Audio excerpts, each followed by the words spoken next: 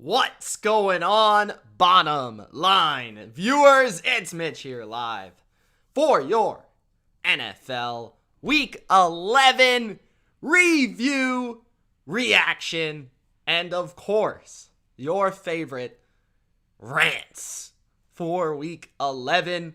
We've got the bottom line review, and let me know in the comments how you're feeling, how you're doing, how you feel about your team, how you think your team is going to do for the rest of the year, and anything else you want to let me know in the comments. We're going to hang out here tonight. I'm going to talk about some football, and as always, I'm going to scream into the microphone. As always, I'm going to give you my honest, 100% unfiltered opinion.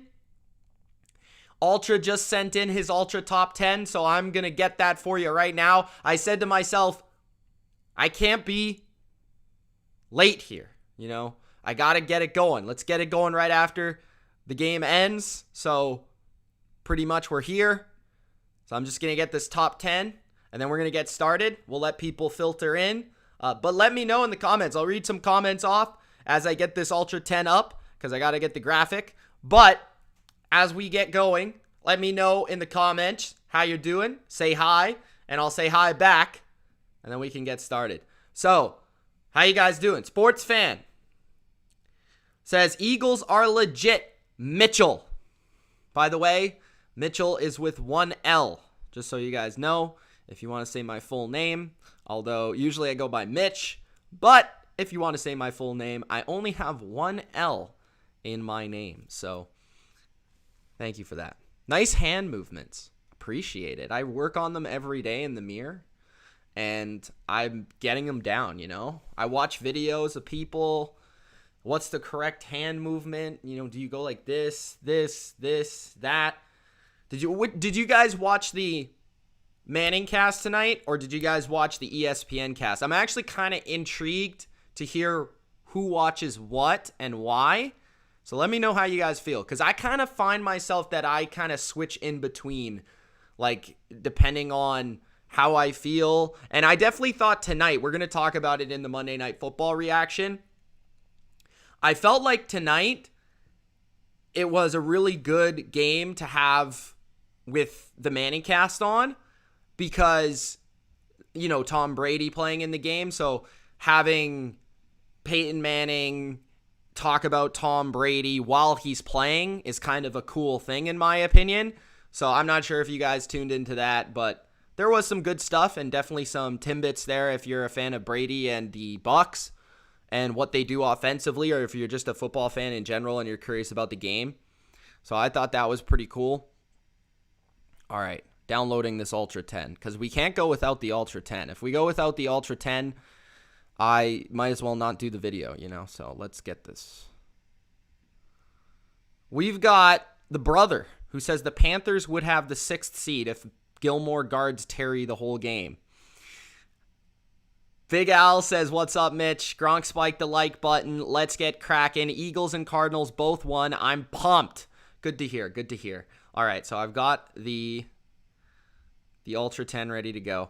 But before that, make sure that you guys do Gronk spike the like button. Don't forget to subscribe to the channel for more NFL reactions, rants, and reviews every week after Monday Night Football. Do you like those hand motions? Get it done. Gronk spike that like button. Spike it. Where's my football? One sec. Gronk spike the like button. There we go. That's a live action shot for you. That was not planned whatsoever, so hopefully it was in the screen. Cameron Patrick Ward's in here. What's up, man? Jeremy, what's up? How you doing? Sports fan thinks the Pats are actually good. Odd Big King, what's going on, brother? How you doing? Thanks, guys, for joining. Let's get started, as the Black Eyed Peas would say. All right. So, first thing I want to say here tonight is, why are people acting as if this was a surprise week. Okay, I get it. Week 2 was surprising. Week 10 was surprising. Week 8 was surprising. I don't know about you guys, but I felt like this week in the NFL was the first week that actually made sense. Like, there has been a lot of craziness in this football season, but I found myself on the right side of almost every single game this week in terms of like the logic of what was going to happen, feeling out the process of the games, the teams, understanding the matchups, who's going to have good games, who's not going to have good games, what teams match up with which teams well and poorly. I felt like week 11, which was this week, I don't know about you. Correct me if I'm wrong. I thought this week was actually, I don't want to call it predictable because it wasn't in a way for some people, but it actually made sense. Okay? And this NFL season has not made sense. And I pride myself on making sense because I am a person who analyzes the NFL. I'm an NFL content creator. So me needing to have the right information and understanding what's happening is crucial to what I do. Personally, I thought it made sense. So for all of you guys talking about it doesn't make sense, I don't know where that's coming from. Okay? I don't know where that's coming from. I thought this week actually made sense. So that's the first thing I want to say. And if you haven't already, Gronk, spike that like button. All right. Now what I want to do is I want to give a shout out to the BLV patrons because you guys are the GOATs. All right? On the Bottom Line View Patreon, you get exclusive content. You get exclusive NFL bets that I put out weekly. I put out my real bets that I put my real money on. That if you want to win on the NFL, we had a good week this week. Check out Patreon. $5 tier on Patreon. You can support me and get bets for $5 that you're going to win more than $5 with. It's logic, okay? $3. You get the BLV versus Consensus. That's the first tier. That is a great podcast that I do with Ultra and Dercant. I have a lot of fun doing it. We actually had a great time. And we put out a little clip there on Instagram of me picking the Houston Texans to beat the Titans, which was a lot of fun. And I was making fun of Ultra and Dercant for them just absolutely praising the Titans to no end, calling them the best team in football, calling them God's gift to football, all this jazz. Well, they lost to the Texans. So how about that? Also on Patreon, it's just a way to support me as a content creator. If you enjoy what I do here, if you enjoy this show, if you enjoy the Sunday reaction shows, if you enjoy the picks, if you enjoy the best bets, it's a way that you can support me as a creator. So check out Patreon. Link is in the description, and you can get some exclusive content on top of supporting me and this channel. All right. So let's get to Monday Night Football. Monday Night Football. We had the Tampa Bay Buccaneers and the New York Giants. Early in the week, I was, not gonna lie, a little bit scared about this game as a Tom Brady fan, and I would call myself as a Buccaneers fan. I am also a Buccaneers fan as much as I am a Patriots fan. I am also a fan of the Bucs. As a fan of the Bucs, I was a little bit scared about this game. You know, it was at home. So the Bucs have been very good at home. But a big key for me was all the injuries on Tampa Bay. Coming off of 2 losses. The way the defense looked versus Washington. But as the week went on, I found myself getting the feeling that the Bucs would easily win this game.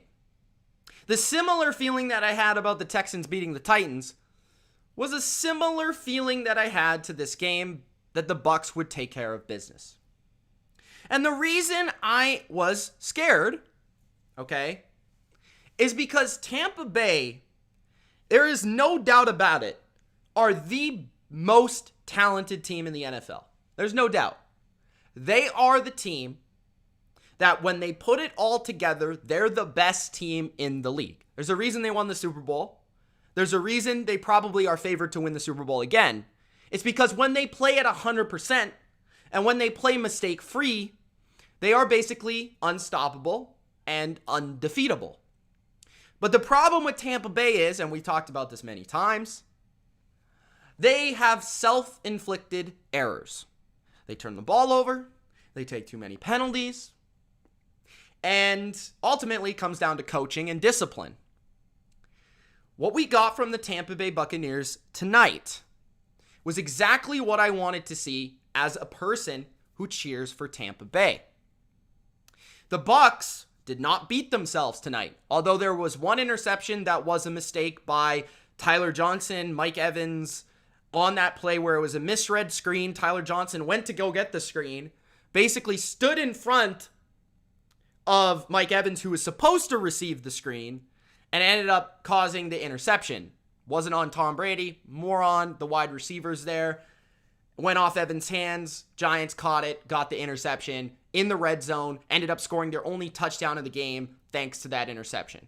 That didn't end up killing them, but it was only one mistake. I get it, understandable, happens, whatever.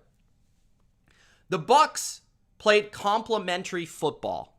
They played good defense, they played good offense, they ran the ball well, they passed the ball well, they defended the pass well, they got after the quarterback, they defended the run well. They dominated the line of scrimmage, they played solid special teams. This is championship football.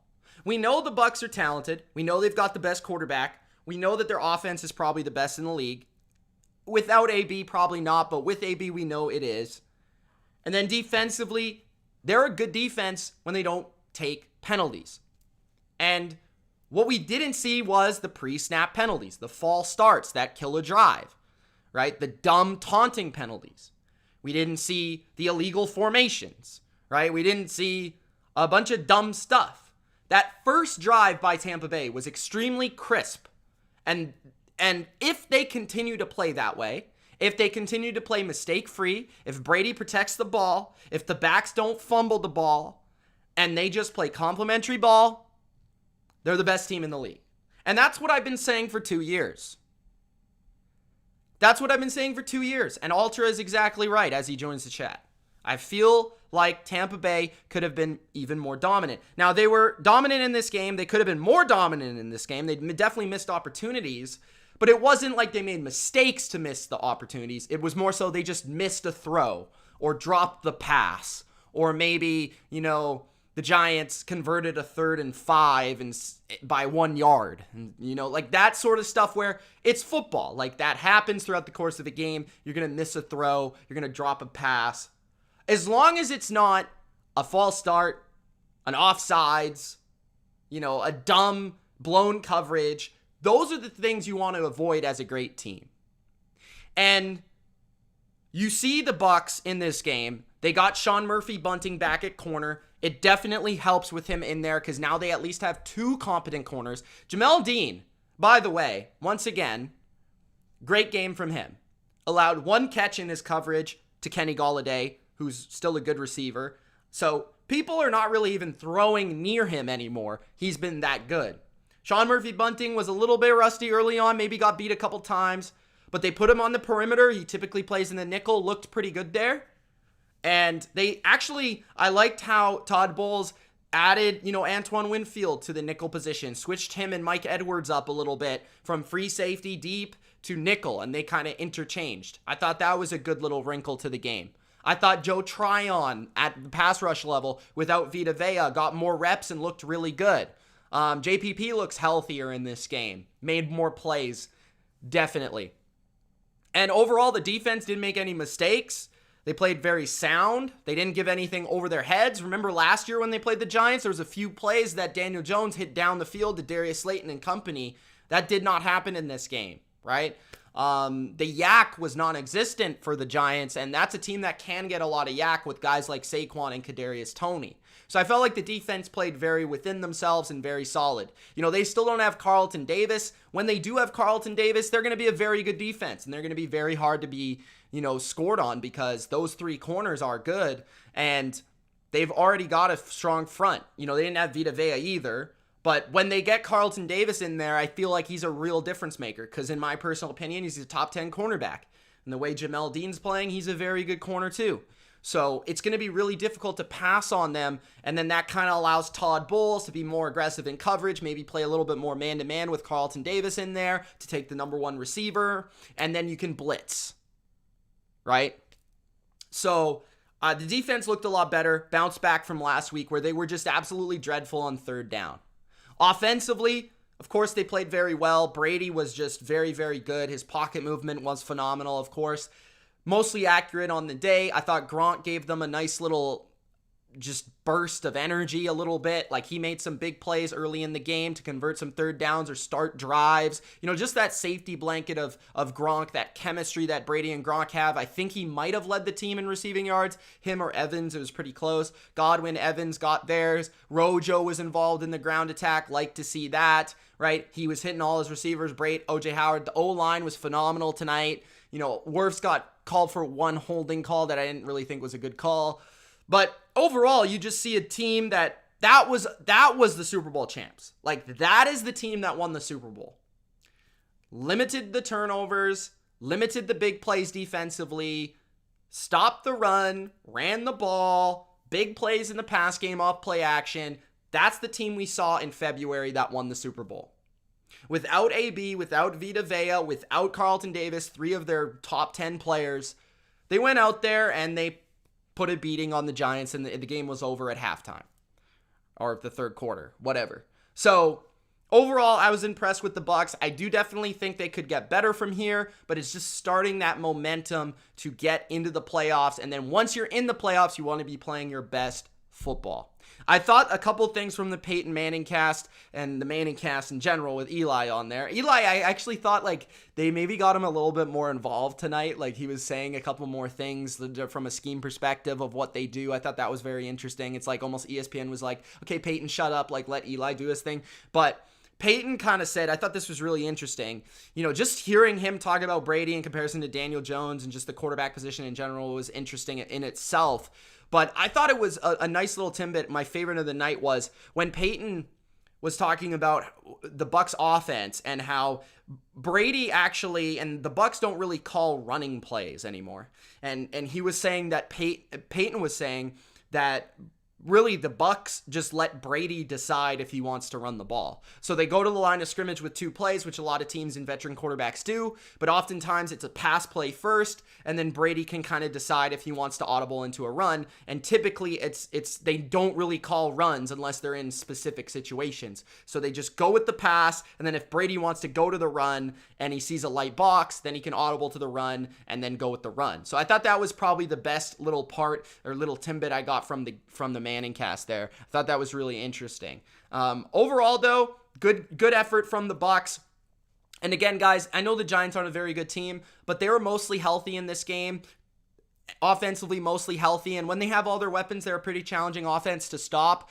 They didn't have Sterling Shepard, but they had everybody else. Andrew Thomas was in at left tackle. So that was definitely a big deal. Gotta watch Ali Marpet. Did leave the game at a certain point, but Stinney is a really, really capable backup who, of course, started in the Super Bowl for a Kappa, but is probably an NFL caliber starting guard. I'm surprised that the Bucs actually got him back from free agency because he came in and immediately they didn't miss a beat. So as long as they get that pass protection, as long as Brady's on time, they're going to be a real tough offense to stop. They're only going to be better with AB. And if they can hit their stride in the playoffs, they're going to be a really, really good team. But that's just the big thing. If you're a Bucs fan, just look for them to continue to improve and take out those mental mistakes. And then this team will be a real threat to win the Super Bowl again this year.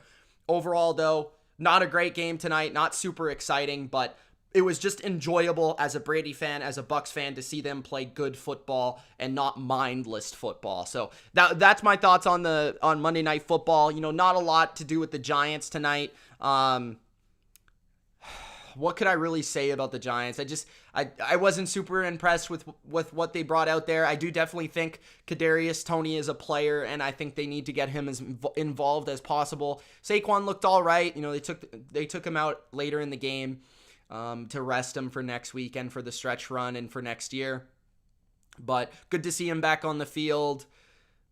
Defensively, they just really didn't get much of a pass rush. I think that's definitely something they need to fix. I think for the Giants now, it's very unlikely they're going to sneak into a wild card. So you're thinking about next year more so than anything, developing some young players, seeing what you have in some of these younger guys. They definitely need to sign some offensive linemen, draft some offensive linemen, and draft some pass rushers. But that's kind of the way that I think they should go into next season. So that's my thoughts on Monday Night Football. Next up, we've got the Ultra 10 as promised here. So the Ultra 10 is, of course, brought to you by Ultra himself. And this can be found on Instagram every single week. Usually we put it out. We give you a little taster here tonight, and then we put it out on Tuesday morning for you guys on Instagram. So let's get to the Ultra 10. Let's see if I got it here. There it is. All right. So, the Ultra 10 for week number 11. And I haven't seen this yet. So, let's see what Ultra has for his top 10 teams.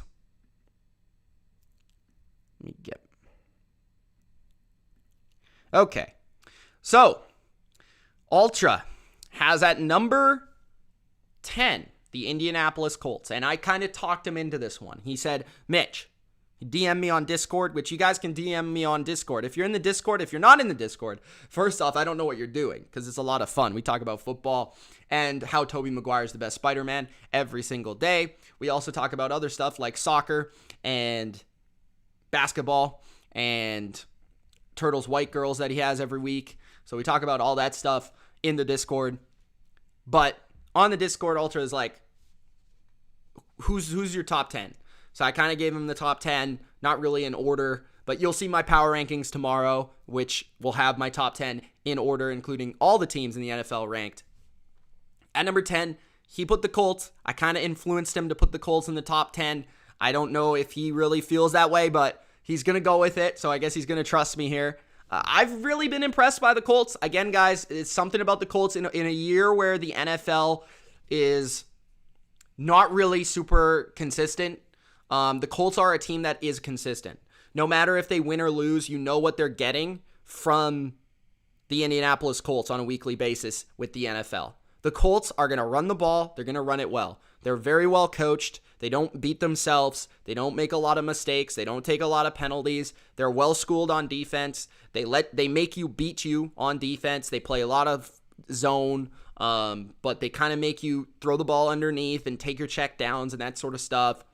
They play a lot of cover too, and they kind of are one of those teams that could be a kryptonite to some of these top supposed AFC contenders, right? Before the year, we thought it was the Chiefs. We thought it was the Bills. Well, the Colts really do match up on paper fairly well with teams like the Chiefs and like the Bills. And that's exactly what I said going into this Buffalo game. They went in there. It was raining. It was on the road. They ran the ball. Jonathan Taylor in the MVP conversation after that game. And again, guys, I just like the way the Colts are playing. I like the way Frank Reich's calling plays. I like the swagger they have offensively. I like how Carson Wentz is playing. And I'm not a huge Carson Wentz guy, but he's playing pretty good football right now, and he's protecting the ball right now. And they're getting a decent pass rush, not phenomenal, but decent. So I just think the Colts are a very, very capable team that you know what you're going to get every single week. And I'm happy that Ultra put them at number 10. At number 9, the Rams. I feel this might be a little bit low, a slight overreaction to their recent performance. I do think the Rams' ceiling is certainly higher than this, and I feel like the Ravens and company, their ceiling is maybe not as high as the Rams, but I certainly understand the Rams have been inconsistent lately. They definitely have problems when it comes to, they're a little bit of a finesse team right now. They got to get a little bit tougher, and we'll see how they look in Green Bay. That's a really big game for them. They're coming off the bye. A lot of answers that need to come from them, so I get it. I probably personally will be ranking them a little bit higher just because of that ceiling being so high with all the talent they have and the good coach that they've got. But I do understand, given recent performance, putting them at number 9. At number 8, the Ravens. I don't think the Ravens would be, for me, at number 8. I think I would be closer to contemplating the Ravens inside the top 10. Like, I think if they're in the top 10 for me, they're going to be somewhere, like, they're going to be 9 or 10, personally. But the Ravens, they won a game without Lamar Jackson, and I've got to give them that. They proved to me that they can win without Lamar, and they did it ugly, but hey, they did it. So you got to give them credit for that. Defensively, I think they're playing a little bit better. A lot of their issues have been with yak and tackling. Also, the run defense is solid. Pass coverage has been a bit inconsistent, but Don Martindale gives them a chance every week. Offensively, they're a tough team. They can run the ball. I am still a little bit worried about them in pass protection and consistently passing the ball to make plays in the playoffs. And that's kind of holding them back. But they are the Ravens, and they're just that team that they have that X factor. So I definitely think they're in the top 10. At number 7, the Titans. So Ultra's finally moved down in terms of his love for the Titans after losing to the Texans, who were arguably the worst team in the NFL before last week. And honestly, as much as everybody says, including Tyler's World, who every week lets me know how much I hate the Titans, even though I don't, the Titans more so beat themselves in that game. You know, they moved the ball. They had more yards than the Texans. They threw a bunch of interceptions. Ryan Tannehill looked atrocious. But here's part of the problem, right? Their defense is pretty good in Tennessee. That's not really the issue. The offense isn't super creative. They're over-reliant on Derrick Henry. And without Derrick Henry, they don't have much of a solution. They're over-reliant on talent. A.J. Brown not playing well is a disaster for them because they need him desperately to play well, or else they're nothing on offense. Tannehill cannot carry this unit by himself. They don't have enough creativity in the pass game. They're not good enough in the run game without Derrick Henry. Their offense is the problem. Right now, they're one of the worst offenses in the NFL, period, at the moment. Defense is solid. It's not phenomenal where they're going to carry the team, but they'll keep you in the game. They'll turn the ball over. They've got pressure, but offensively, they need to be better, and they can't lose to the Texans, right? At number 6, the Cowboys. I'm starting to dip on the Cowboys a little bit. Part of it is the loss to the Chiefs. Part of it is injuries. Part of it is the fact that when you look at the Cowboys' schedule and who they've played, they haven't really played anybody that's that great that they've actually beaten, okay? The impressive win on their schedule is the Patriots. But the Patriots at that point in the year weren't really the Patriots of today. And honestly, I think if they played that game again, the Patriots would probably win. At least the way that they're both playing at the moment. You know, the Cowboys do have an electric offense. It's still very good when they have all the pieces there. And they can certainly make plays. The defense is a tad inconsistent. They can get a pass rush on you. The coverage is come and go. They've got good athletes, though. And a lot of the issues for the Cowboys right now is injuries. Right, they don't have DeMarcus Lawrence, they don't have Randy Gregory, they don't have Amari Cooper, they don't have Tyron Smith, which, by the way, without Tyron Smith, that is a different offense. And you have to wonder, is it the injuries? Is it people having tape on this offense? Is it both? So that is a factor that down the stretch we'll have to find out. When this offense does get healthy, hopefully, we will see if it is truly just the injuries or if part of it is also teams figuring out how to play the Cowboys offense, because that could also be a factor, as we've seen with teams like the Chiefs and the Bills. But when you look at their schedule, right, they've only really beaten the Pats in week 5 or 6 or whatever, when Pats weren't the Pats. They beat the Chargers in like week 2, which wasn't super impressive now, considering the Chargers are decent, but not great. They're not in the top 10. And then when you look at the rest of their schedule, I mean, they lost to the Bucs in the week 1, but I don't really include week 1. They lost the Chiefs now. You know, they dropped one to the Broncos. So how good are the Cowboys really? I think that's the question. They're good, but are they great? And I'm not so sure about that. At number 5, the Chiefs. Okay, the Chiefs are back, according to Ultra, as he put them in the top 5. I could understand that, definitely. I think their defense is playing a lot better. The question is, will the Chiefs' defense regress before their offense gets on track? Because we know the offense is going to at least be good. It might not be great like it used to be, but when the chips are on the table, they're going to make plays. Like, Mahomes will make some plays. Hill will make some plays. Kelsey will make some plays. They're not what they were 2 years ago, but they're still good, right? And the defense has really been playing their asses off. But the question is, will they regress before they can put it all together?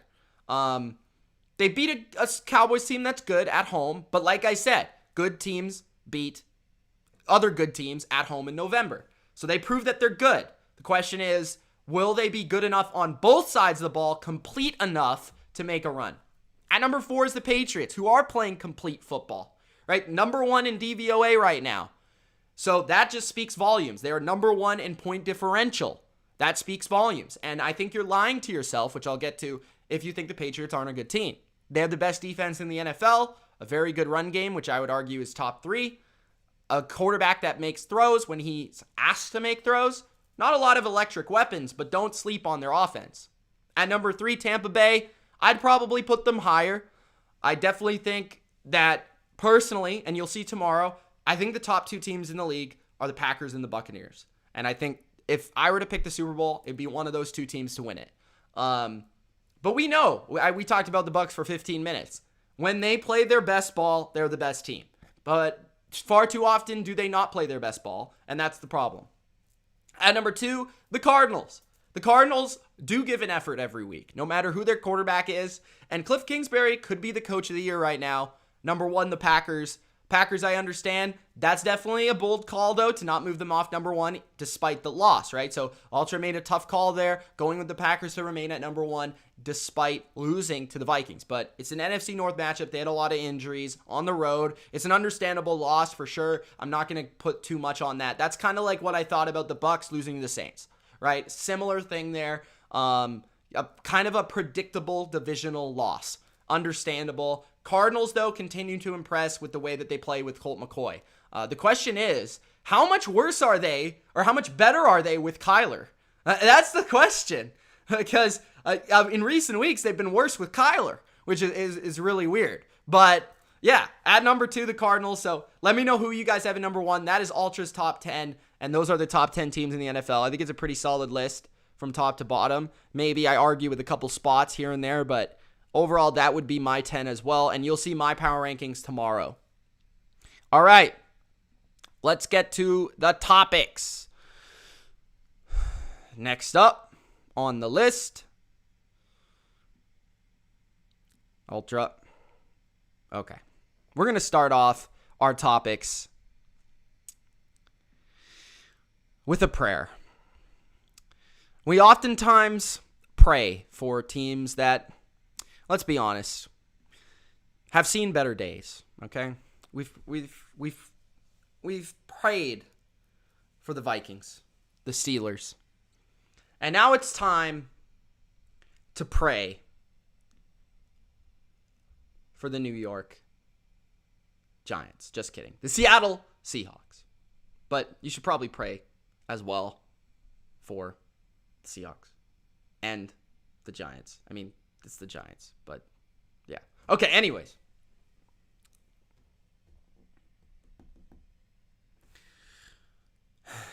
To the Russell, the Pete, and the Legion of Boom. God, can you please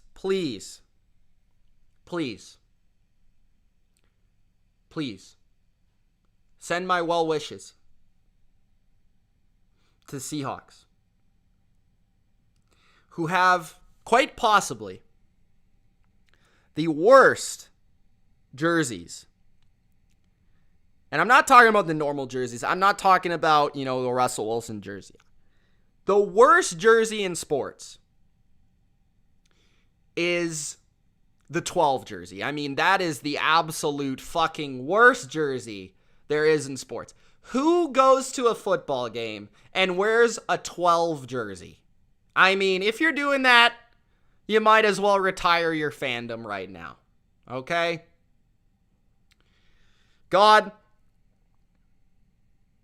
please pray for Russell Wilson, as we may see far too many Russell Wilson corny videos coming up on Twitter where he says something that everybody just absolutely does not understand. God, please pray for Russell Wilson doing his full 2-minute drill by himself with his imaginary friends. Can we please pray for that? Please. I pray for Sierra because Russell Wilson is going to be even more of a diva than she is. I pray for Pete Carroll. Pete Carroll, a guy who has chewed more gum than any person in human history and is likely going to be fired very soon. I pray for Seahawks fans who have to watch more first down runs than should be ever acceptable. And only passing concept in their entire offense is 4 verticals. Honestly, the Seahawks offense is kind of like watching a 12-year-old play Madden.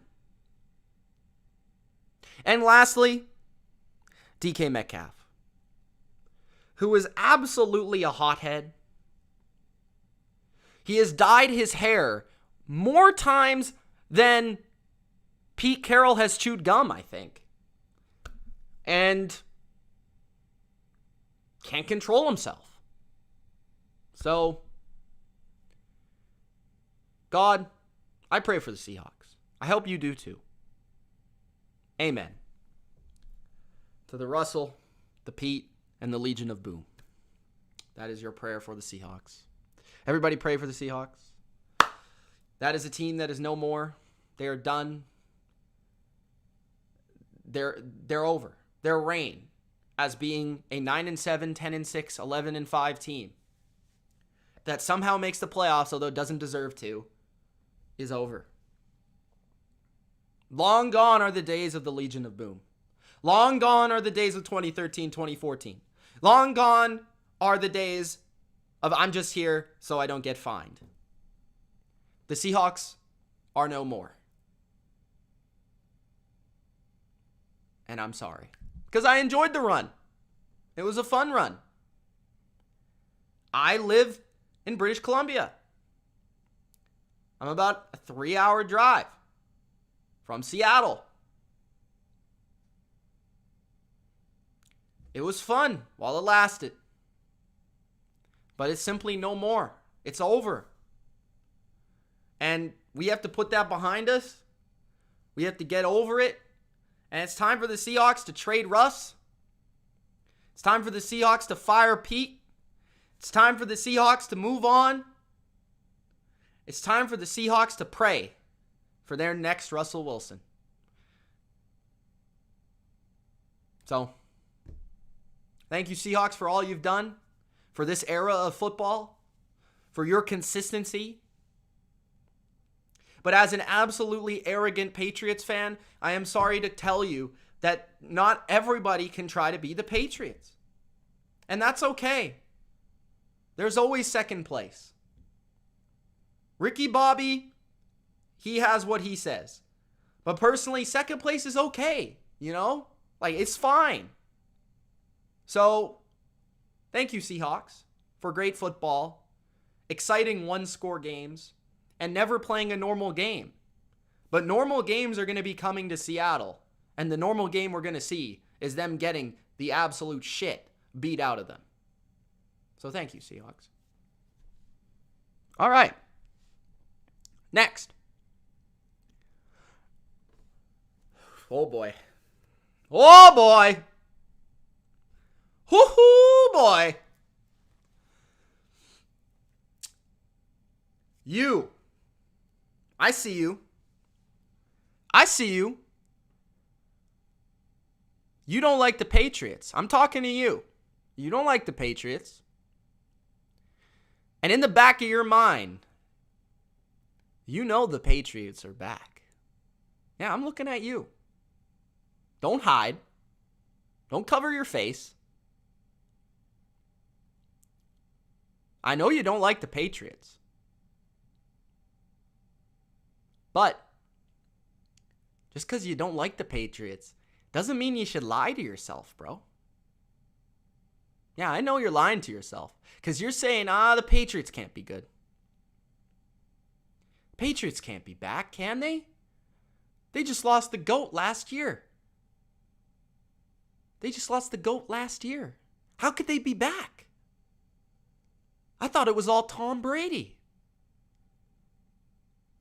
How can I accept that Tom Brady's the GOAT, but the Patriots are still good? That's what you're saying to yourself right now. I feel sorry for you, bro. I do. But the fact of the matter is, the Patriots are the best team in the AFC as of Monday, November 22nd. I declare the Patriots to be the best team in the AFC. The best defense in the NFL. The best young quarterback, rookie, in the game. Top in DVOA. Top in point differential. There is no team at this moment in time playing better football than your New England Patriots. And yes, you can sit back and you can say, I don't believe it. They don't got any weapons. They don't got any receivers. Who is Nelson Aguilar? Okay. Nelson Aguilar can be dismissed. But you know who can't be dismissed? Mac Jones. And you know who else can't be dismissed? The greatest coach in football. No, scratch that. Sports history, Bill Belichick. Bill Belichick has this team playing the best football in the league.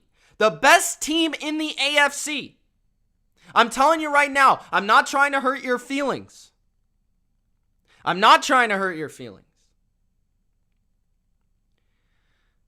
But it's true. You can't keep going on living your daily life and not admitting to yourself, looking yourself in the mirror, and simply declaring that the Patriots are not only back, but they are elite. Period.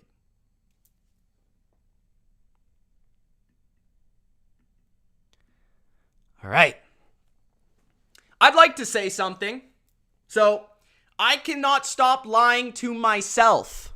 All right? You're lying to yourself about the Patriots. I am not lying about this. You see the graphic? I am a Niners fan. And I am a Vikings fan. Why? Because these teams, the Vikings, the Niners, are the best thing for business. What do I mean by that? The Niners, if they make the playoffs, they're going to be competitive in the playoffs. If the Vikings make the playoffs, they're going to be competitive in the NFC wildcard playoffs. And I want competitive playoffs as a football fan, as an NFL fan. I am a Niners and Vikings fan. Why? Because I want the best product come January. And to have the best product come January, I need Kyle Shanahan, I need Kirk Cousins, and I need Justin Jefferson to be in the playoffs. Okay? The Niners destroy the Jags 30-10. They're back. The Vikings upset the Packers 34-31, proving that if they were to play in the playoffs, the game would be close. The Niners and the Vikings making the playoffs as the 7 and the 6 seed is best for business. Period. I want to say a few things.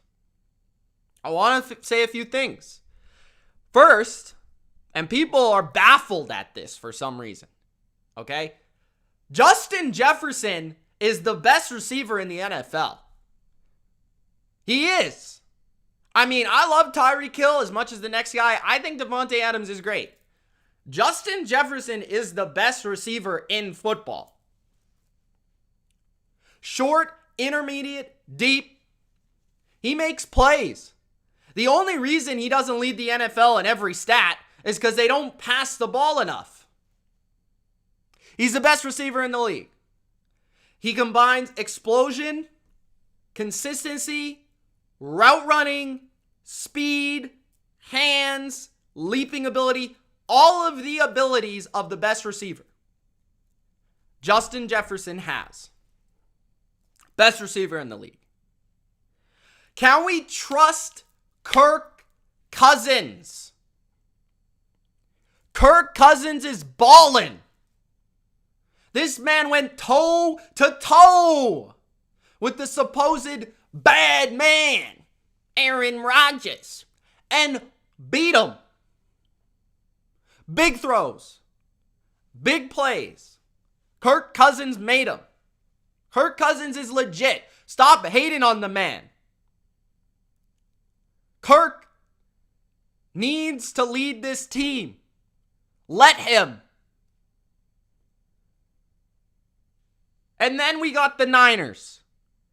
Where are my Kyle Shanahan haters? Every week until you go away, I got to bring this up. Where you were talking about Kyle Shanahan this and Shanahan that. He wipes the floor with Sean McVay. He comes back this week and bullies Urban Meyer out the club.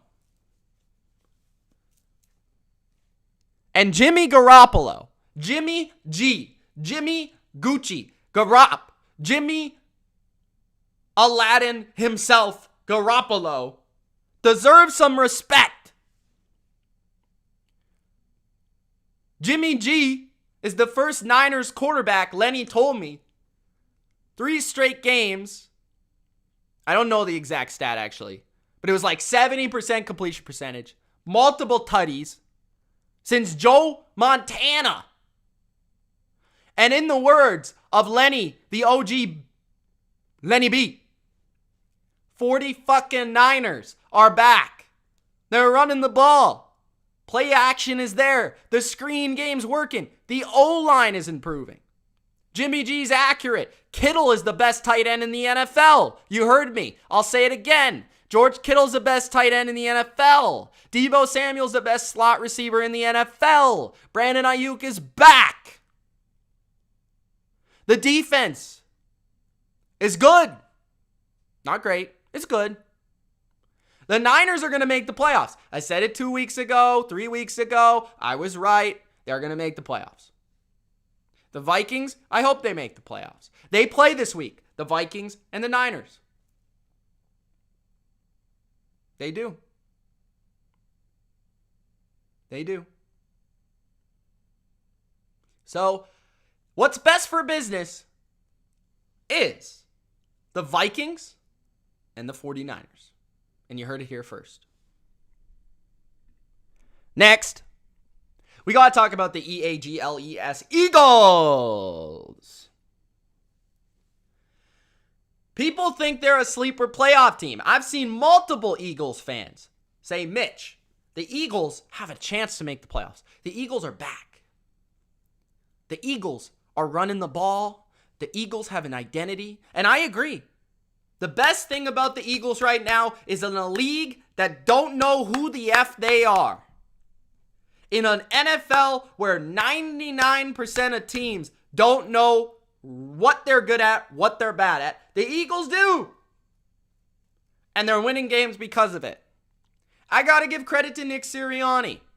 I'm not the biggest fan of the highlighters, but the guy's coaching well and coaching good offense. They're running the ball well. The O-line's playing well. Jalen Hurts is playing well. Devontae Smith is a little bit more relevant. Good for them. Congratulations. Now, like I just said, I don't think you're going to make the playoffs. I don't want you to make the playoffs because I want the Niners and Vikings to make the playoffs because I'm a fan of them. I just admitted it. But let's look at their schedule, all right? They got a chance. They got at the G-Men. Will be a close game, but you'll be favored in that game. It's a divisional game. At the Jets. Jets are arguably the worst NFL team there is. Versus Washington, who's also kind of hot right now. I mean, that could be kind of close, but you're at home, so you probably be favored there. Versus the Giants, again. So I'm going to say you probably lose one to the Giants. Then you play Washington again. So you lose maybe one to the Washington football team, but if you could sweep the Giants or the football team, you got a chance. And then you play the Dallas Cowboys. It could very well come down to you playing the Dallas Cowboys in the last week of the season to get into the playoffs. And that is more than I would have asked of the Eagles this year. Because I still don't think the Eagles are very good, but they're better than what I thought. And they're playing well. And they're playing to what they're good at. Running the rock. D-line playing well. Darius Slay playing well. So credit to the Eagles. Congratulations, Eagles fans. You're not back, but you're better. That's the right B word. Next, we've got this madness. I've got a couple things. I'm not really going to talk about the game itself because if you didn't see it, it was absolutely insane. The Chargers are the Chargers. Like, they're going to charger no matter what you do. They're up 27-10. They blow it. Punt block. Interceptions. All this madness. The Steelers almost come back. The Steelers. Guys, the Steelers. One of the worst, most incompetent called offenses in football. Almost came back on the Chargers because they're going to charger. But I got two things. I'm not buying into the Big Ben resurgence. The party that everybody threw for Big Ben like it's 2008. Big Ben is not back. Okay? He just benefited from really good field position and playing a defense that I don't know what the heck they're doing, the Chargers. What are they doing? So I got two things. I'm listening to Good Morning Football, right? Kyle Brandt is talking about the Chargers as a road contender in the playoffs. Are you fucking kidding me, Mr. Kyle? The Chargers still can't stop the run, and they couldn't even stop Big Booby Ben. How are the Chargers going to win in the playoffs? They've got too many flaws. I like the Chargers. I want them to be good. But the fact of the matter is the only reason they won that game is because of Justin Herbert. That's it. They didn't have Justin Herbert, Greek god hair, Justin Herbert. They would have lost. And I'm not buying Big Booby Ben. He stinks. He's terrible. They're not back. They need a new quarterback. They got too many injuries right now. So, that's my answer. You know why they looked good last night? Because both teams suck. That's why. That is why.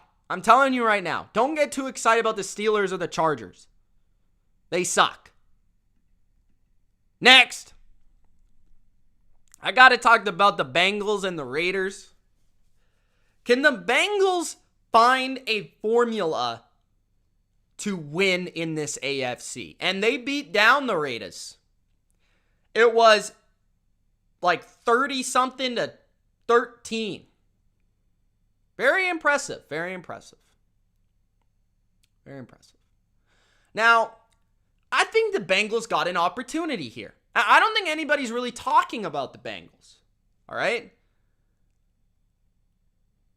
Cincinnati, if they can kind of hide their pass protection, if they can become a run-first team they play solid defense, and then operate off of that run game with big plays in the passing game, the Bengals can be as good as any AFC team, I feel.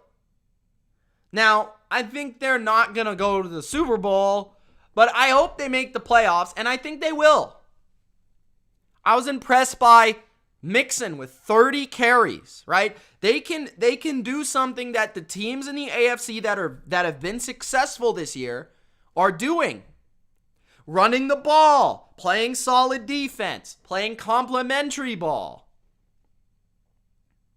The Bengals can do that. Joe Mixon can do that. Joe Burrow can execute off that. As long as you are not in a spot, if you're the Bengals, where you're constantly dropping back and having to expose your bad offensive line, you can be what we thought the Browns' offense could be. Right? But I like what I see from the Bengals, and I hope they make the playoffs. Now, what has happened to the Raiders? I think that's what everybody's asking. This is what's happened. I talked about this in my early week breakdown of the gambling lines in the NFL. The reason the Raiders have fallen off is because of the details in their situational football, right? It's not so much that Derek Carr is playing worse. Their third down offense and their red zone offense has significantly declined since the departure of John Gruden. The Raiders in the game versus the Bengals were 1 for 7 on third down and 1 for 3 in the red zone. And that's simply not going to get it done versus another decent team. The defense actually performed fairly well, especially versus the pass. They allowed less than 200 to Joe Burrow, which has been very rare sighting this year. But they did have trouble with the run game, as I suggested, with Mixon going for over 120 yards. They were also outpossessed in the game 37 minutes to 22 minutes. And that is because they couldn't convert third downs. Now, obviously, you want to convert for a first down and 2 downs, CFL football, if you can. But when you get to third down, that is the difference oftentimes between okay teams and very good teams. And the Raiders have declined in that facet. They've also declined in kicking field goals instead of scoring touchdowns. And when you're a team like the Raiders, who isn't super talented, when they were good in those areas and performing very good in those areas, they were upsetting teams, playing good football, looking like a playoff team. And they're simply not doing that anymore. And that's what's wrong with the Raiders. Oh boy. I tried to tell you that the Tennessee Titans aren't all that they're cracked up to be. I mean, they've been overhyped the whole season, especially by the Discord. And yes, I'm talking to you, Durkant. And yes, I'm talking to you, Ultra. Okay? And I know Tyler's World's going to get all upset with me and say, Mitch, you hate the Titans. Guys, I don't know how many times I have to come on here, make a video, and talk about this. I don't hate your team. I simply are giving my opinion. The Titans have never been as good as we thought they were. They haven't. They aren't. Okay? The Titans are the reverse Vikings. What do I mean by that? The Titans have had games this season where they easily could have lost that they won. Easily could have lost. And that's the difference between them being, what are they now, 8-3 or 7-4? I think they're 8-3. And being 6-4 or whatever it is. Right? Like, or 5-5. Like, look at their schedule and go through the close games that they won. They beat the Saints off a bad pass interference call. They beat the Bills with Josh Allen falling on his face. Like, there's 3 or 4 games this year, probably about 3, where the Titans benefited from variance. They're a good team. Don't get it twisted. But they're not a great team. Right? They've just benefited from winning close games instead of unluckily losing them like the Vikings. They've luckily won them, right? And they go to the Texans. They've got no offense. Like, guys, they're in trouble. The Titans are in trouble. They're in trouble. They can't score. They can't score points right now. Like, you're going to struggle to beat every team in football if you can't score. Period.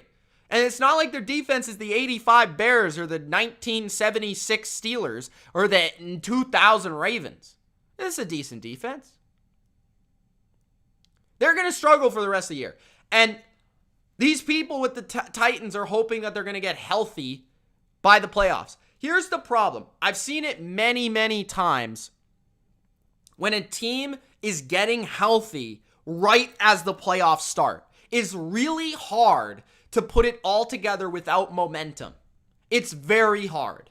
It's very hard to just expect for everybody to come back with rust and just bam, boom, shoot through the gates and win the Super Bowl. That doesn't happen.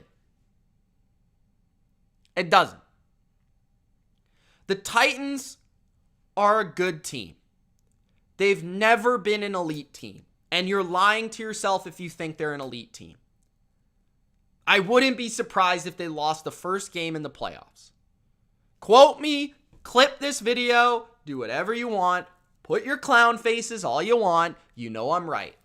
You know I'm right. They don't have it. They don't have it. Their pass protection is bad. They don't have enough depth in the weaponry. Right now, they don't got the king. Tannehill is okay. The defense is decent, but not great. I love Mike Vrabel. There's only so much he can do. So, I'm sorry. It's not that I hate the Titans. I'm giving my opinion on the matter. Period. Next. Oh my God. Guys, Baker Mayfield is an absolute disaster. I don't know how this slipped under the cracks. Why is Baker Mayfield playing? Do you guys know what Baker Mayfield's stats were versus the Detroit Lions? Please go look at the box score of the Titans game. Or not the Titans game, but the Titans game too, because they suck. But Baker Mayfield versus the Lions. 176 yards, 1 touchdown, 2 picks. He's terrible. And not only that, Baker the commercial maker can't not play. Bro, why are you playing hurt? His wife's complaining on social media like her last name's Mahomes. If you're so worried about his reputation, if you're so worried about calling him a tough guy because he's playing, one, I don't care if he's hurt. He sucks. One, he sucks. And then he's playing hurt and he sucks more. So which one is it? Because whatever it is, it's selfish. He sucks. What are the Browns doing? The Browns have absolutely an opportunity to make the playoffs, but they refuse to do what is right. And what is right is to start Case Keenum. Case Keenum would have beaten the Lions senseless. And it's Case Keenum. Baker Mayfield threw more interceptions than touchdowns. When's the last time a quarterback threw more interceptions than touchdowns against the Lions? Are you kidding? The Lions. The Lions are a downright disgrace to NFL football. Guys, the Detroit Lions are so bad. There was 3 minutes left in the game, okay? 3 minutes left in the game. The Lions have a 3rd and 14. 3 minutes left. On 3rd and 14, losing the game. 3rd and 14. They run the ball on 3rd and 14. Pick up 4 yards. On 4th down, they punted. What? Do you just hear what I said? There's 3 minutes left in the game. The Lions need points to win the game. They're down by, I think, a field goal at this point. I think it's 13-10, the final score. The Lions have a 3rd and 14. They run the ball. And then, on 3rd and 14, they run the ball. They punt. They didn't run the ball, then pass on 4th down to go for it. They ran the ball and punted. And guess what happened? They never got the ball back. That's what happened. What a bunch of dumbasses. What are you doing? Anthony wouldn't even call that in Madden. Phil wouldn't even call that in Madden. Heck, Busboy wouldn't even call that in Madden, okay? That is a disgrace. And that is the team that Baker Mayfield threw 1 touchdown and 2 interceptions and not even 200 yards against. Browns, if you want to win this year, you have to play Case Keenum. You have to. You have no choice. Take him off the field, bench his ass. It's the only chance you've got. Okay? If you don't, you're done. You're finished. You're finito. Okay. Woof. Now, my first stream of the week on Sunday was the Bills and the Colts. I was expecting an entertaining game. I picked the Colts to win. I took the points. I said it's a best bet. But I also said it would be a close game. What was it? It was absolutely not a close game. The Colts dismantled the Buffalo Bills. Dismantled them. It wasn't even a contest.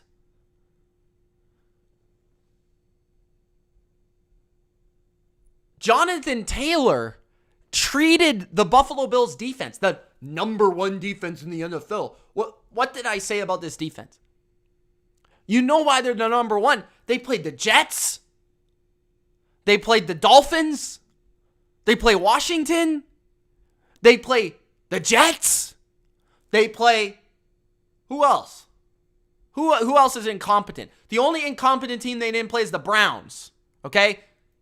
The Jets. Like, that's why the Bills' defense was number 1. They feasted on the weak. They're not the best defense in the league. Not even close. The Colts dismantled them. They ran all over them. Carson Wentz had all day. He was basically drinking a coffee, having a sip of whatever his favorite alcoholic beverage is. Man might have had a cigar. I mean, I don't know what he was doing, but he had all day. And the Colts defense, they made Josh Allen look like a brainless dummy. The Bills are the most overrated team in the NFL. I'm done with the Buffalo Bills. They are so overrated. They haven't beat anybody good. Every time they played a good team, they lost. The Bills defense is so overrated. Their offense, their passing game, all their passing game is 5-yard hitch to Cole Beasley or like Josh Allen. I think the playbook literally says Josh Allen runs around in circles until somebody gets open. That is every single play I watch with the Buffalo Bills. I don't think I'm overreacting, bro. The Bills are a disaster. Their offense is a disaster. Their passing game has no consistency. Their passing game is a bunch of baloney. Their running game doesn't even exist. The Bills don't have a running game. They don't run the ball. They have no physicality. They're freaking charming soft. They're the most finesse team there is. They play in Buffalo, bro. Buffalo. They're the Buffalo Bills. Have you ever been to Buffalo? It's cold as shit. Why are they a finesse team? They can't run the ball. They can't protect. Every time they don't run the ball, and then their pass protection, it just implodes. Absolutely implodes. Someone block that dude. Thank you. Bro, I'm done with the Bills. I wouldn't be surprised if the Patriots swept this team. They suck. Josh Allen right now sucks. Diggs, overrated. Brian Daboll, overrated. They suck. I'm done. The Colts, on the other hand, we talked about the Colts. The Colts are good. And what did the Colts do? They smash you in the mouth. Bro, the Bills have no chance of getting the Super Bowl. You hear it right now. Listen to what is coming out of my mouth. The Bills have zero chance to get to the Super Bowl. Zero. Because they got to play the Colts. Tough team. The Titans. Tough team. The Patriots. Tough team. The Ravens. Tough team. The Bengals would smack their asses. And they also probably have to play did I say the Ravens? The Chiefs, who are tougher than the Bills. I know the Bills beat them. That was a while ago. Give me the Chiefs. The Bills are the softest team there is. They're softer than... And they play in Buffalo. Their fans literally crash through tables before the game starts. And this is how their team plays. They've got no toughness. They got pushed around. It was a disaster. I mean tough as in tough, not tough as in good. Tough. Second final topic. Are the Chiefs back? I said last week that if the Chiefs beat the Cowboys at home, I would say the Chiefs are back. Here's the thing. I think the Chiefs are back. Almost. I think the Chiefs' defense is officially back. They have a decent defense, if not a good defense. Now, I want to say something that nobody is talking about. Everybody's talking about Andy Reid. Everybody's talking about Tyreek Hill and Travis Kelce. Everybody's talking about Patrick Mahomes. Everybody's talking about this and that. Steve Spagnuolo is the reason the Chiefs are back. Okay? Has nothing to do with Mahomes. Has nothing to do with Orlando Brown. Has nothing to do with Travis Kelce. The reason they're back is because of Steve Spagnuolo. That is why they're back. He's a good coach. He's a good DC. Their defense has turned it around, and quite frankly, their defense is better than their offense right now. Their pass rush is real right now. Melvin Ingram has improved their front four. Jaron Reed playing better. Frank Clark is actually alive. This man still plays. Chris Jones moving to the inside, dominating. He dominated Zach Martin and company. The secondary is getting sticky. Spagnuolo's playing aggressive football. I never doubted it for a second in terms of Spagnuolo. I just wasn't sure they had the talent. But it appears their talent's good enough. Now, like I said earlier, can they keep it up? Because I think this team won't win the Super Bowl, won't get close to the Super Bowl, won't even sniff a Super Bowl unless their offense turns it around. Because their offense, quite frankly, still kind of sucks. It does. It does. And I know you're lying to yourself saying that it's better, but it's not. It's not. I haven't seen it yet. I got to see it before I believe it. But the defense is back, and I'll give Chiefs fans credit for that. Spagnuolo's the reason. All right. Let's finish off with a playoff update. Okay. Let me know what you guys think about the AFC and NFC right now, and who you think is looking good. Maybe give me your top 7 in each conference in the chat. If you guys haven't already, don't forget to Gronk spike that like button. And let's finish like this. So the AFC. We have, of course, the Titans on top. Let me actually get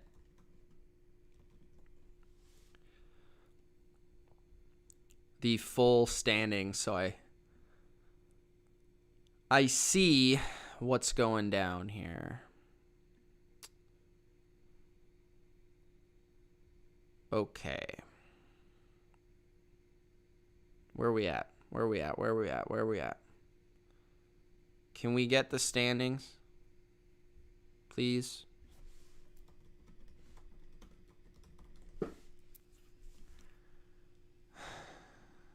Okay. Playoff picture. I think that will work.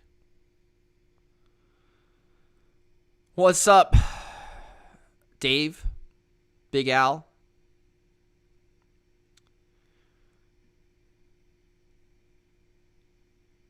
This is taking a really long time to load. Patriots, Bucks, and Packers are the only real contenders. That's an interesting comment. Dave says Pats and everyone else and the Hunger Games in the NFC. Caesar says Patriots, Chiefs, Titans, Ravens, Chargers, Colts, and Bengals. Everyone should know that the Packers choke in NFC championship games. Okay, this isn't loading, so I'm just going to go off this. So, if I were to order the playoffs right now, this isn't power rankings. It's more so how I feel the standings are going to end up. So this is an update from last week. I think right now the Patriots have the inside track at the first seed. And I quite honestly think the first seed is going to go to New England or Kansas City. I really do. Both teams are on a 4 and 5 game winning streak. I think New England will probably beat the Titans this week. And if they do, that is huge for both teams. The Chiefs got a tough schedule, for sure. Patriots, sort of. They play the Titans, they play the Colts, the Bills twice. So definitely some challenging teams. But if the Patriots can... I feel like the team with the number 1 seed is probably going to have like 5 losses. Like, that's kind of crazy, but that might be the case this year. The Ravens got an outside chance. I'd really like to know who they play. Let's see. So they play the Browns again, Packers, Rams, Steelers, Bengals. So, yeah, they're probably going to lose like 2 to 3 more games.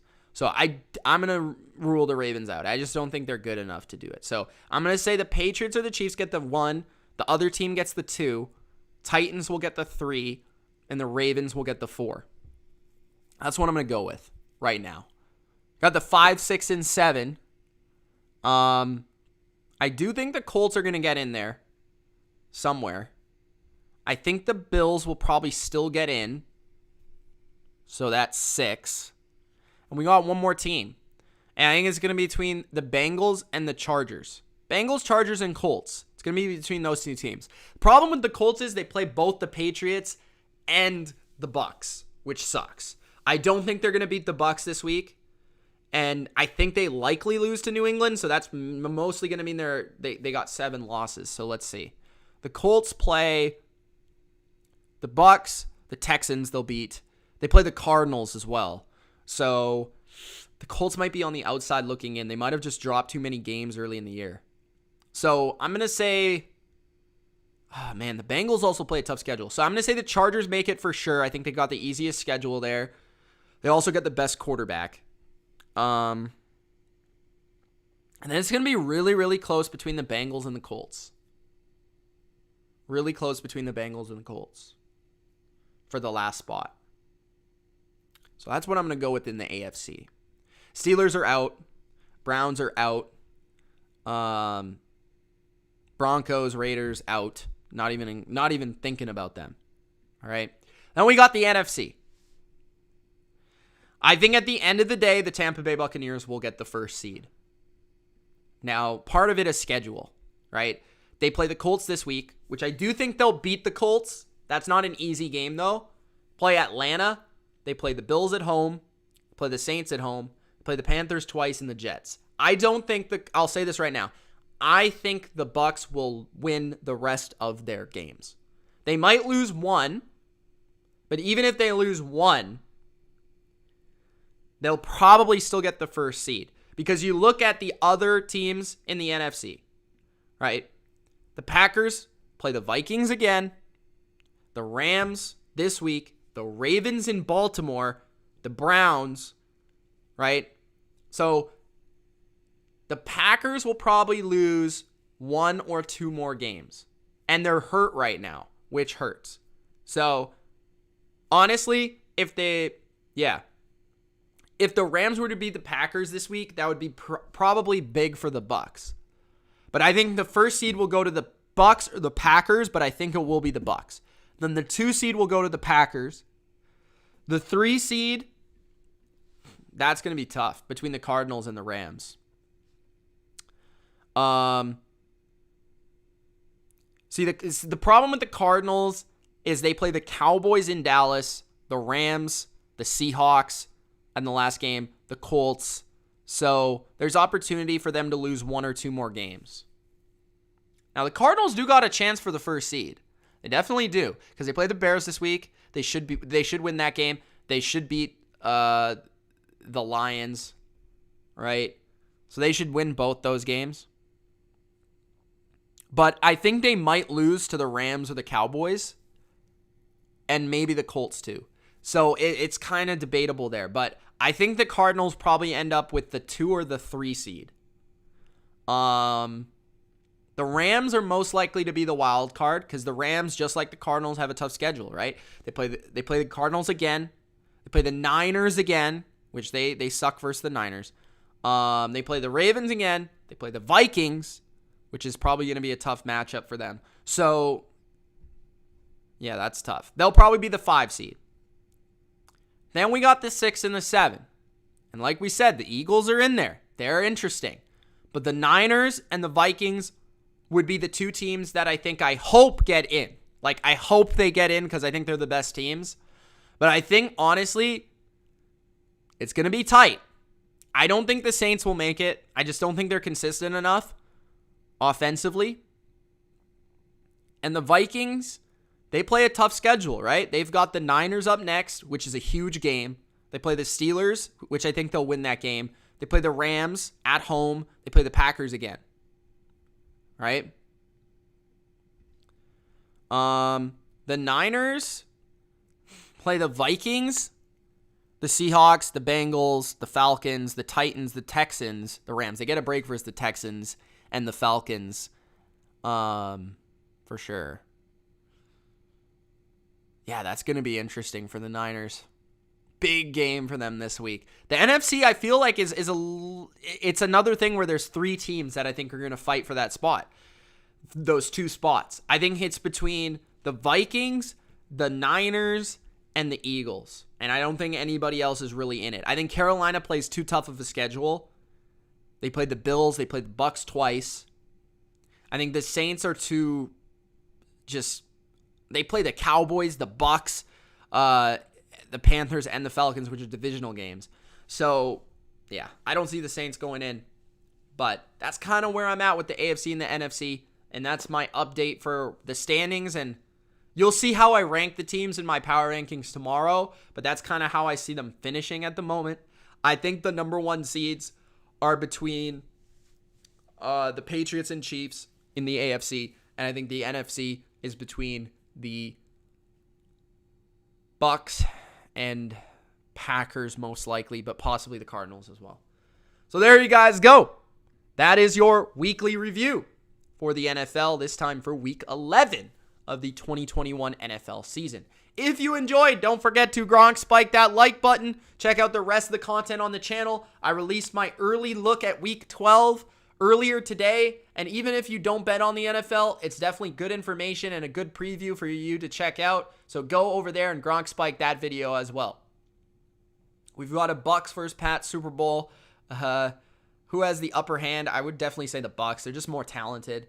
And probably by that point, if they're to make the Super Bowl, their defense is probably playing pretty well. I think the problem is that the Patriots are a run-first team, and they play a Bucs team that's very good versus the run.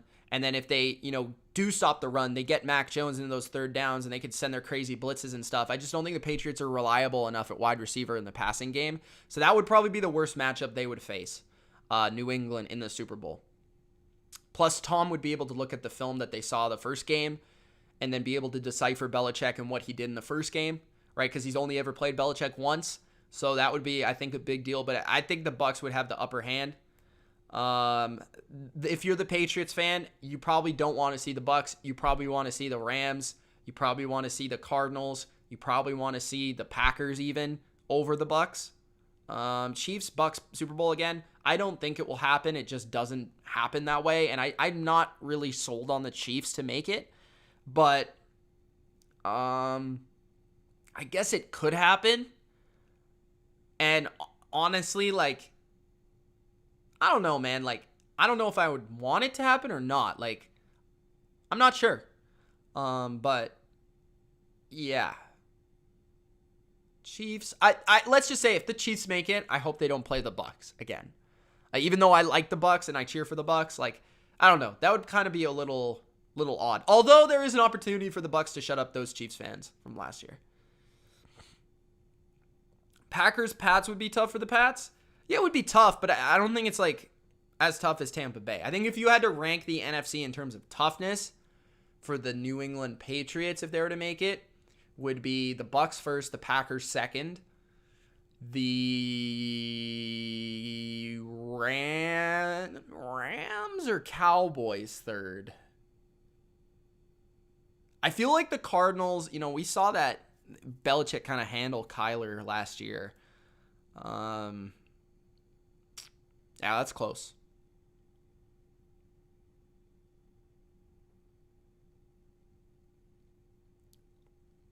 Any other questions before I go? If you guys have any other questions. Where am I at? I'm right here.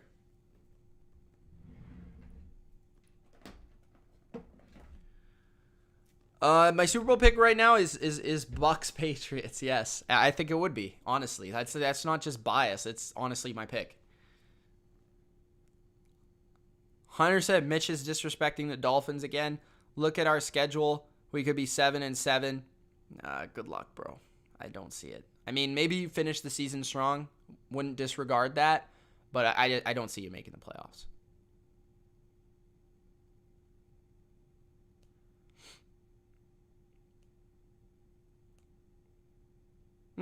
They handled Lamar last year.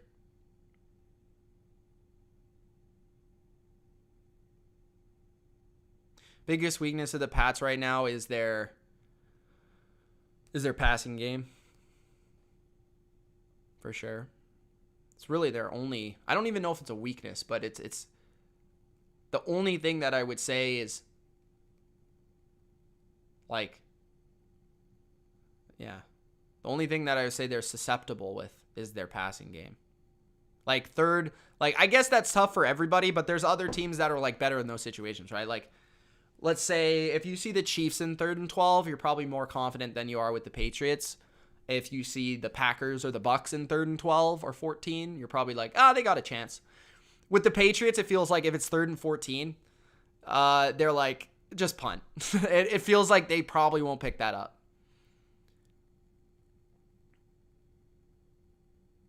Colts are an AFC dark horse. Yeah, I would agree. The problem is, will they make it? I mean, they have some tough teams they've got to play. Like I said, the Pats and the Bucs. And that's going to be tough for them to get in. Because they've already lost so many games. They've already lost 5 games. They might be that team that doesn't make it that deserved to make it. We'll preview the Pats-Titans game when we get there on Wednesday. But I feel like it's going to be a grinder. Reaction to the Panthers and Washington. Cam played well. Good for Ron Rivera to get that win. Tyler Heineke playing good football. Ran the ball well. I was surprised with how the Washington football team ran the ball on the Panthers. That's surprising to me. But I thought Cam played well. I thought McCaffrey and that offense, they've got it going a little bit. I think their defense let them down, honestly. Which is surprising because I think the Panthers have a good defense. Do you think we'll ever see another dominant defense? Probably. Like, it's just going to come a time where, like, everything fits together. There might be a time where the talent is just so good that it overcomes. So we'll probably see 1 or 2 great defense, like epic all-time defenses again. I mean, it wasn't too long ago since we saw one, which was the 2015 Broncos. So we probably will see one. It's hard, though. Hard to do.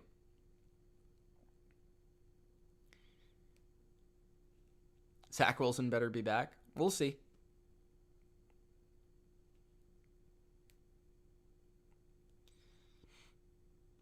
All right. Thank you guys for joining. If you enjoyed, don't forget to Gronk spike that like button. We will see you tomorrow for my power rankings. Don't forget to check out that early look that I put out just before Monday Night Football. It's Mitch. Peace.